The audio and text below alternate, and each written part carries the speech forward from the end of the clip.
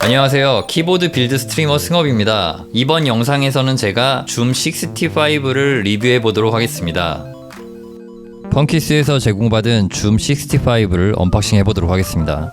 저에게 줌 65를 빌드할 기회를 주신 펑키스 담당자분께 정말 감사의 말씀드리고 싶습니다.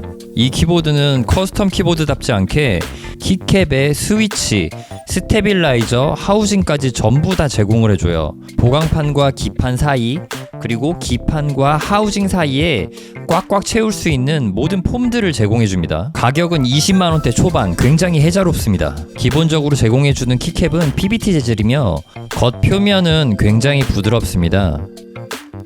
좀 이따 끼우게 저리 치워주고요. 이제 보이는 애들은 하우징 내부를 가득 채워줄 포론 재질의 폼과 가스켓 스티커입니다. 굉장히 여러 가지가 많이 들어있어요. 조립할 때 하나하나 설명해 드리도록 하겠습니다. 반짝이는 면이 있고 무광인 면이 있습니다. 비닐을 떼실 때 조심히 안 떼시면은 포론 폼이 찢어지기도 해요.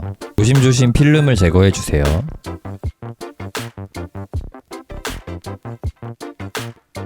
하우징이 들어있는 케이스입니다.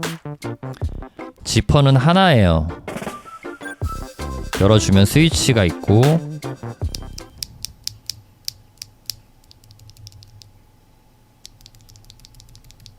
팩토리 윤활, 그러니까 공장 윤활이 되어 있는 스위치입니다. 케이스 안에는 기판, 케이블, PC 보강판이 들어있습니다. 하우징은 가장 마지막에 뜯을게요. 케이블은 이렇게 생겼습니다. 요거는 PC 재질의 폴리카보네이트 재질의 보강판이에요. 굉장히 말랑말랑합니다.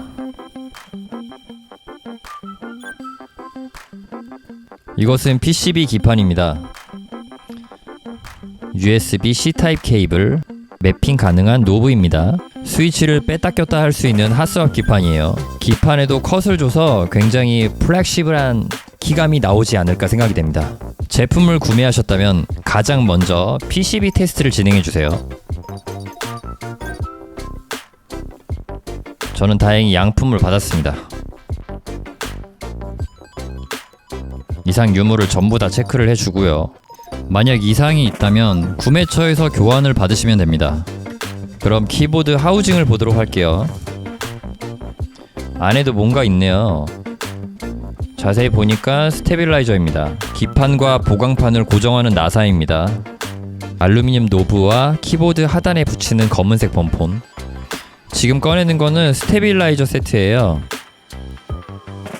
옆으로 치워주고요. 이제 줌 65의 하우징을 살펴보도록 하겠습니다. 뒷판에 있는 로고는 망원경 같네요. 하우징은 전부 다 알루미늄이기 때문에 굉장히 가볍습니다. 확대샷을 통해서 표면 질감을 보여드리도록 하겠습니다. 약간 이런 식으로 펄이 들어가 있어요. 반짝반짝하죠? 여러가지 색깔이 들어가 있고요. 뒷판 알루미늄 무게추입니다. 이건 약간 밝게 찍어봤어요. 많이 확대해본 샷입니다. 약간 이렇게 오돌토돌한 느낌이에요.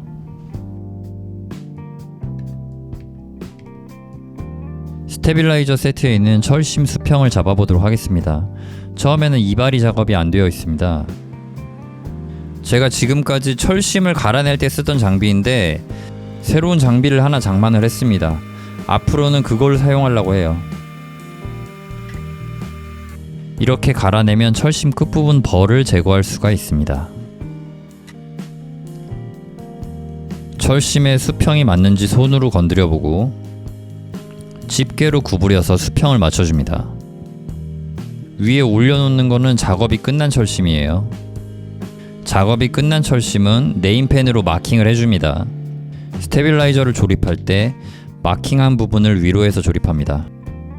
스테빌라이저 세트에 동봉된 스티커를 스테빌 스템에 붙여주는 작업을 합니다. 이 스티커가 자꾸만 엄한 데 붙어가지고 작업하기가 굉장히 까다롭습니다. 여러분들은 인내심을 가지고 천천히 한번 작업해 보세요. 스테빌 키를 눌렀다 떼면 철심이 스테빌 스템과 닿게 되는데 그 부분에 스티커를 붙여서 완충 효과를 통해 스테빌 철심의 찰찰거리는 소음을 잡아주는 겁니다. 스테빌 하우징의 안쪽 면을 꼼꼼하게 윤활해 줍니다. 스템과 하우징 방향을 잘 생각해서 조립해 주세요. 철심에는 원하는 윤활제를 발라줍니다. 퍼마텍스, 크라이톡스, 슈퍼루브 아무거나 바르셔도 돼요. 철심을 까딱까딱 움직여서 제대로 철심이 들어갔는지 확인하는 것도 좋은 방법입니다. 줌 65에 기본적으로 들어있는 스테빌은 철심을 아래쪽에서 넣어줘야 돼요. 이렇게 스테빌을 완성했습니다. 이 스티커는 스테빌 조립하는 쪽 기판에 붙여주는 거예요. 간격에 잘 맞게 조심해서 작업해주세요. 삐뚤빼뚤하면 스테빌을 결합했을 때 예쁘지가 않습니다. 바닥에 붙인 스티커는 스테빌 스템이 바닥을 때릴 때 나는 소음을 줄여줍니다. 볼트에 와샤를 결합한 다음에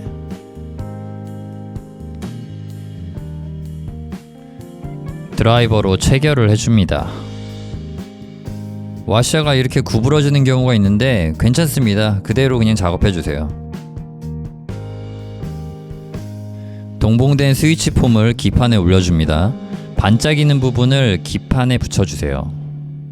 설명서를 제대로 안 읽고 이렇게 조립을 하다 보면은 저처럼 스테빌을 다시 뺐다가 끼는 경우가 생깁니다. 스페이스바 스테빌만 나중에 결합하는 것도 방법입니다. PC 보강에 구멍이 뚫려 있잖아요. 여기에다가 나사를 결합을 해줘야 됩니다. 이 나사 부품 이름이 스탠드 오프라는 건데 지금 보이는 노브 쪽에만 장착을 해도 된다고 해요. 하스압 키보드에서는 스위치를 뺐다 꼈다 할 때 저게 다 장착되어 있는 게 좋을 것 같아서 저는 전부 다 장착을 했습니다. 이렇게 말이죠. 하나, 둘, 셋, 넷, 다섯, 여섯. 굿. 이건 기보강 흡음재입니다. 반짝이는 부분과 무광 부분 잘 분리를 해주시고요. 저 부분 구멍에 맞춰서 잘 넣어줘야 돼요. 손톱으로 이렇게 쭉 눌러줘야 됩니다. 살짝. 그래야 고정이 돼요.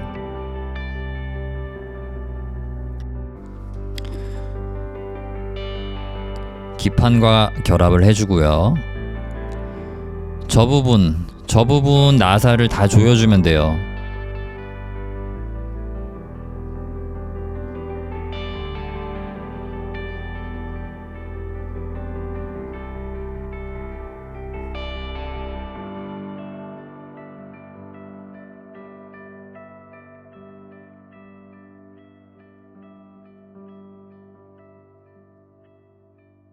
완벽하게 결합이 됐으면은 이제 스위치를 결합해 줍니다.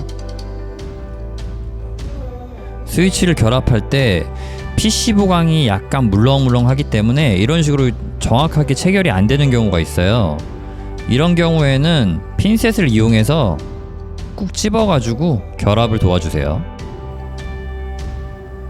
그러면 이렇게 결합이 잘 됩니다. 설명서를 대충 봐서 또 할 일이 생겼습니다. 이게 스위치를 저 부분은 결합을 해주면 안 돼요. 그래서 다시 빼는 중입니다.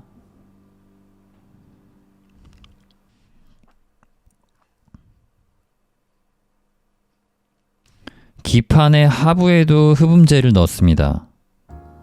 잘 떼어주시고요. 살짝 그 옆으로 당겨가면서 간격을 맞춰주시면 됩니다.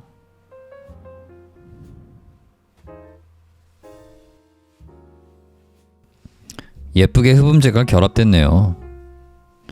저 부분은 잘렸습니다. 잘못 뜯어가지고요. 자, 하판에다가 범폰을 붙여줍니다. 신경 써가지고 똑바로. 가이드란이 있어가지고 좋아요. 뭐 요즘엔 사실 없는 게 없죠. 하우징 상하판을 결합해 놓은 나사를 풀어줍니다. 자동 드라이버 사니까 엄청 편해요 진짜. 정말 좋습니다.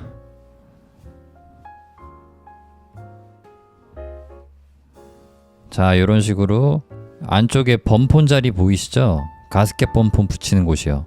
이제부터 그 자리마다 가스켓 범폰을 붙여주시면 됩니다. 약간 이거 스티커 떼는 게 좀 어렵고 범폰들이 잘 떨어지니까 신경 써서 잘 붙여주셔야 됩니다.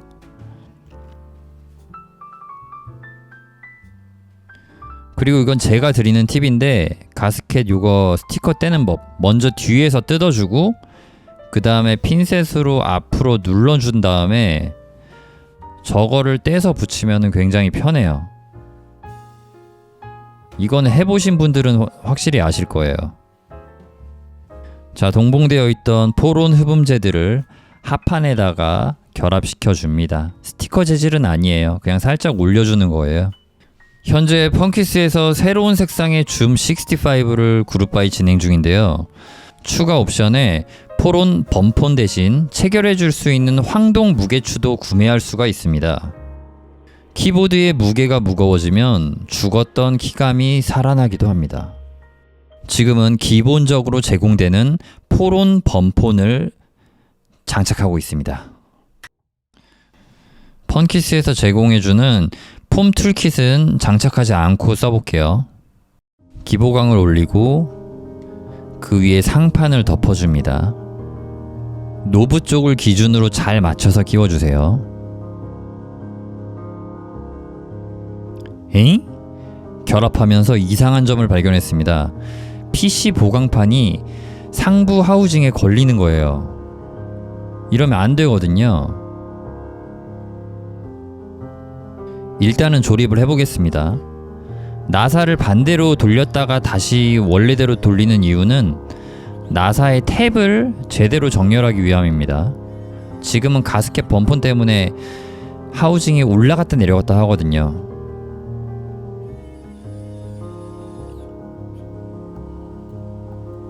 스위치를 전부 껴줄게요. 과연 어떤 키감이 나올지. 하스압 스위치를 결합하다 보면은 이렇게 핀이 휘게 되는 경우가 생기는데, 그럴 때는 핀셋으로 꾹꾹 눌러가지고 핀을 잘 펴주시면 됩니다.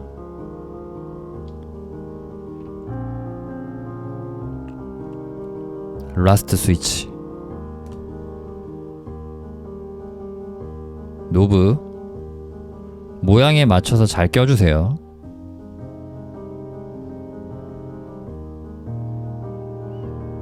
동봉된 렌치가 있거든요. 그거를 이용해서 나사를 조여주면 됩니다. 잘 끼워서 좀 힘을 줘가지고 해줘야 돼요. 키캡 결합! 뺑! 케이블도 꽂아줍니다.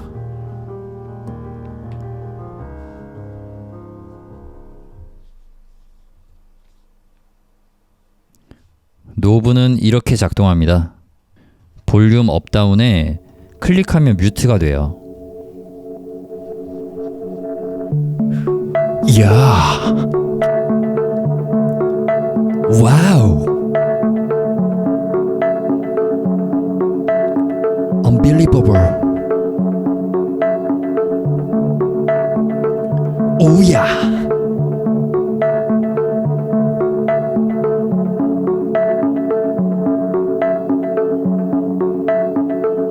나사 체결 부위가 없어서 깔끔합니다. This is very good job keyboard. 팩토리 윤활된 순정 스위치의 소리를 들어보겠습니다.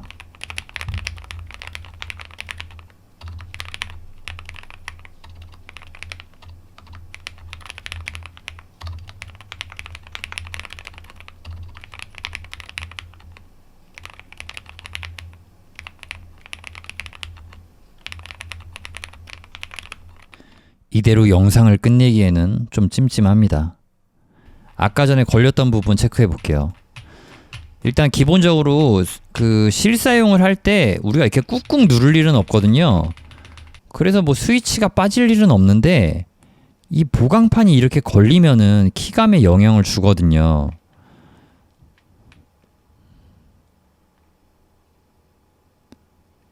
하우징에 이렇게 갈린단 말이죠. 이 소리 들리시죠?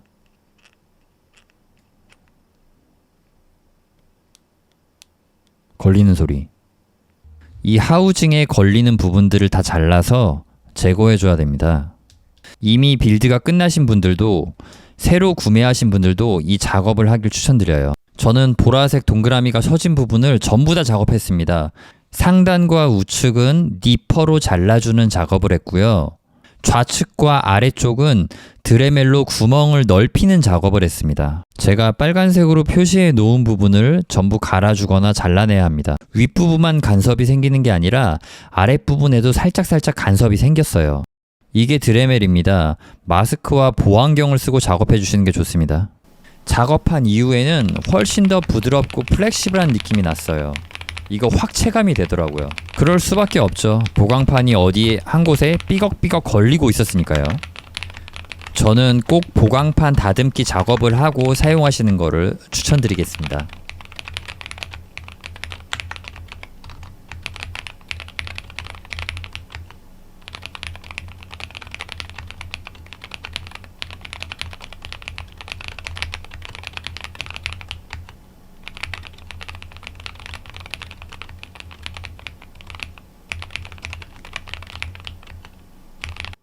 이번에는 넌클릭 스위치인 이터널 판다 스위치를 한번 사용해 볼게요. 개인적인 소감으로는 줌과 정말 잘 어울리는 스위치라는 생각이 듭니다.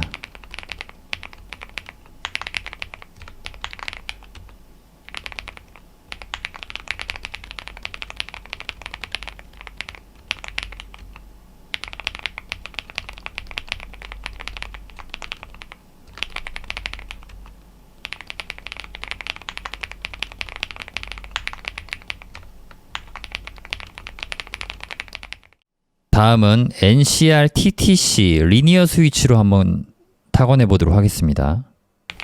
저는 이건 그닥 좋은 것 같다는 느낌 못 받았어요.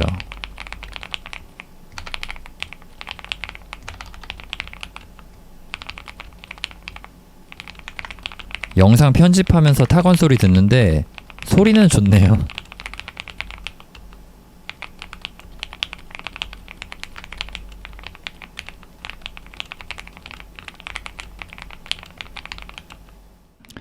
이제 마지막으로 펀키스에서 제공해주는 이 폼을 한번 장착해 보겠습니다. 이렇게 네 군데에다 끼워주면 돼요. 스위치는 기본 스위치로 갈게요. 장패드 깔아놓고 기본 스위치로 타건을 안 해가지고 마지막으로 이렇게 가보겠습니다. 방금 보여드린 폼을 체결하면은 PC 보강의 낭창낭창한 느낌이 살짝 죽는다고 볼 수 있어요. 그만큼 살짝 단단해진다고 봐야 되는데 이 줌 키보드가 그 하우징 특성상 숫자열 쪽이 조금 더 부드럽고 스페이스바 쪽이 조금 더 좀 단단한 느낌이거든요. 근데 그 폼으로 인해서 좀 밸런스가 맞아지기도 해요. 예, 이렇게 해서 오늘은 메레트릭스의 줌 65 올리비아 다크 버전을 빌드해 봤습니다. PC 보강판을 다듬어 줘야 하는 작업을 해야 하지만 이 키보드가 그냥 정말 여러 가지가 많이 들어있고 있을 게 그냥 다 있어가지고 거기다가 또 가격도 저렴하고 그래가지고 저는 좀 괜찮은 입문용 커스텀 키보드라고 생각이 돼요. 괜찮은 것 같습니다. 예. 추천할 수 있을 것 같아요. 키감도 좋습니다. 이만 영상 마치겠습니다. 시청해주셔서 감사합니다. 승업키보드였습니다.